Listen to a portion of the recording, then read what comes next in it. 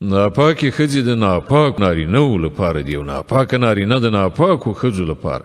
پاکې ښځې د پاکو نارینهو لپاره دي او پاک نارینه د پاکو ښځو لپاره. د دوی لمن له هغو خبرو څخه پاکه ده چې جوړونکي یې غوټه کوي.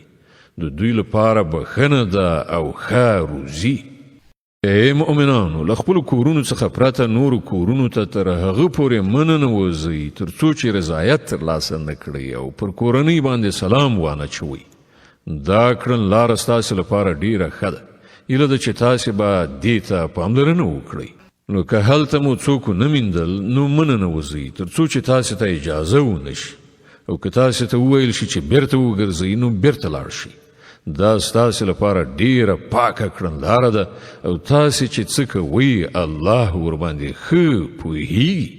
البته ستاسې لپاره په دې کې څه باک نشته چې داسې کورونو ته ننوځئ چې د چا د هستوګنې